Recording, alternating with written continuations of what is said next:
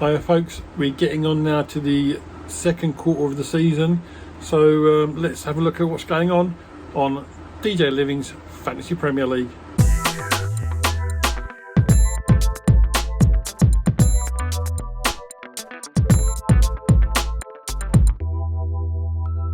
Right, so as per every week guys, first of all we're going to look quickly at the league and see how things are going on. So it's very close at the top of the moment. I've gone back up to the top of my other team, counting on Conte. Andrew Wright second, Gary Britton has dropped to third, Lee Moore's fourth. But there's 7 points in the top three now, and then Lee Moore is only 10 points behind him. So I've had a few interesting weeks this week. Let's see what the biggest score was this week.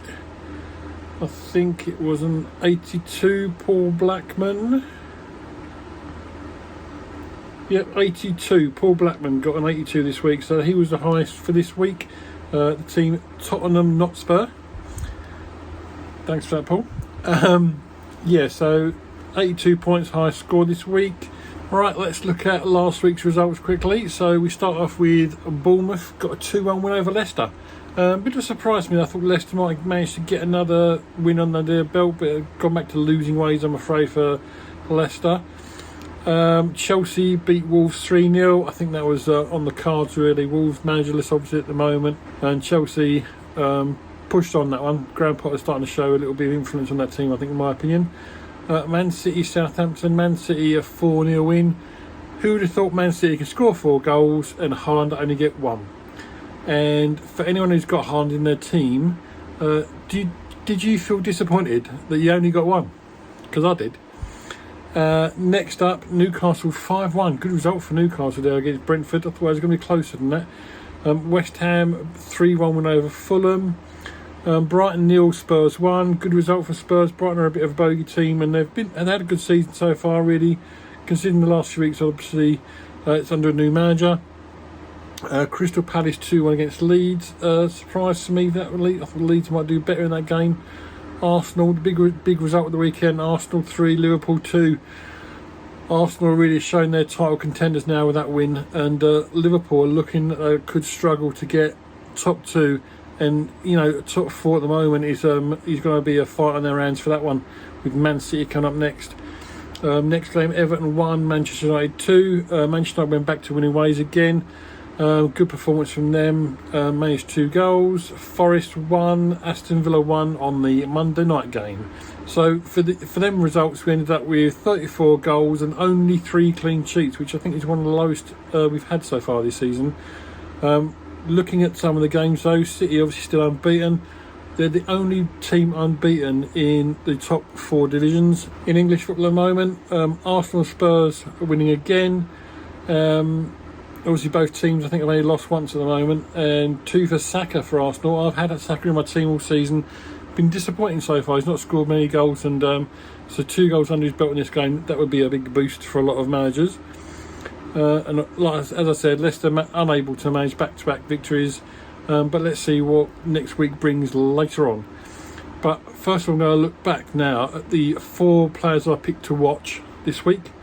I was a bit unlucky because Fofana, unbeknownst to me, I put him in my team as well.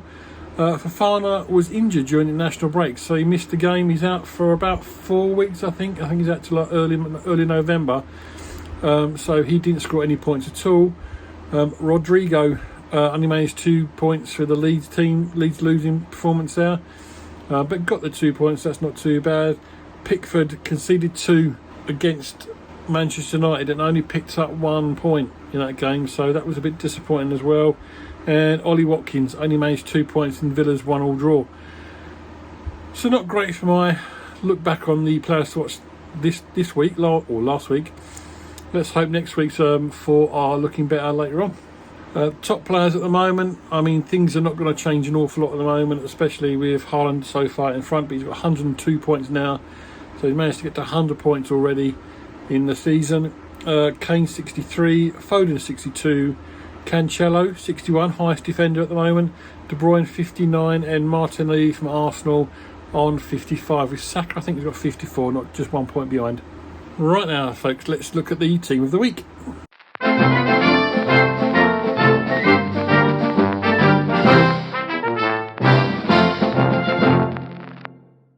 Right, folks, this team of the week this week, it starts off with Lloris in goal, managed 10 points for Tottenham this week.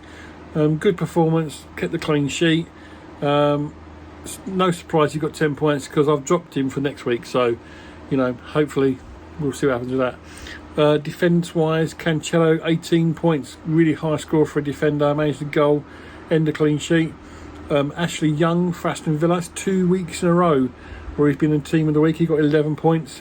Koulibaly from Chelsea and Romero from Tottenham finished off the defence with 8 points apiece. Looking at midfield, we've got Saka with 15 points for Arsenal. Like I say, scored 2 goals. Gomes from Newcastle managed 15 points this week.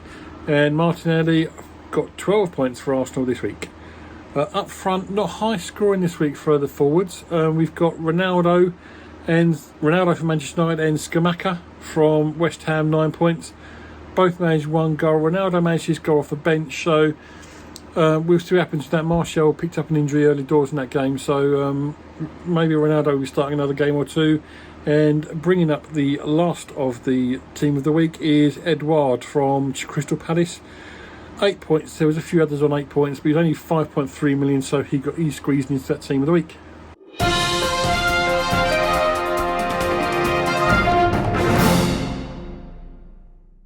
Right, folks, next week's fixtures, week 11 and we're starting off with a Brentford-Brighton game. This should be an interesting one. Both teams are forward of late, but it should be an interesting game. I think a score draw in that one. Leicester-Crystal Palace. This could be a 0-0 this game. Leicester need points, desperately need points now. Crystal Palace don't perform necessarily away from home too well, so I'm hoping Leicester can pick up a point or two, but I think there'll only be a goal in that game. Fulham Bournemouth next up. Mitrovic is still, if anyone has got Mitrovic in his team, he's been a 75% chance of playing for about the last 3 weeks. He's not played at all. He's still 75% chance of playing, so let's see if he'll come back in this game. And I think Fulham will need him after Bournemouth's good performance last week. Southampton West Ham. West Ham starting to get a few victories under their belt, so this could be a tricky game for Southampton. But Southampton are at home, and they could pick up a draw. But West Ham, like I say, for me, might pick that one. But I'm going for a draw. Wolves Nottingham Forest next up. Another one. Both these teams are doing very poor this year. Wolves have still only scored a handful of goals. Nottingham Forest managed to get themselves off the bottom of the table with that point at the weekend, or last weekend, but let's see if they can carry that on. Could be a 0-0, I think. This could be the most boring game of the weekend. Spurs Everton up next. Everton, like I said, they've been quite good defensively so far this season, and Spurs haven't scored an awful lot in the last few weeks. But I'm still going for a Spurs win because they're at home and because they're my team. Aston Villa Chelsea. Villa are struggling. Gerrard's not really got them performing. He's not got them scoring that many goals. But we'll see how that goes. But Chelsea are doing well at the moment, so I'm going for a Chelsea win. Leeds Arsenal. Leeds obviously are faltering again as well. They started the season off really well.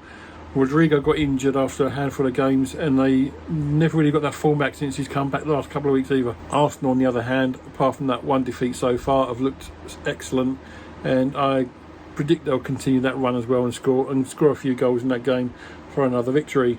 Manchester United Newcastle. This could be a really interesting game. Manchester United are at home. They've not performed overly well, as everyone knows, all season, and Newcastle are a team on the up at the moment. Eddie Howe's got them playing some really good football lately, and they could really surprise Manchester United. So I'm going for a Newcastle away win on this one, and it finishes off with the game of the weekend, Liverpool-Manchester City. The last 2 seasons, these teams have been the 2 teams at the top fighting for the Premier League. It's not the same this year, but Man City look a bit unstoppable. I'm interested to see Haaland up against Van Dijk. Van Dijk's not been as prolific defensively this year, but it will still be a good battle for Haaland, so this should be a good game. So that's the week's fixtures. Now it's on to my players to watch this week.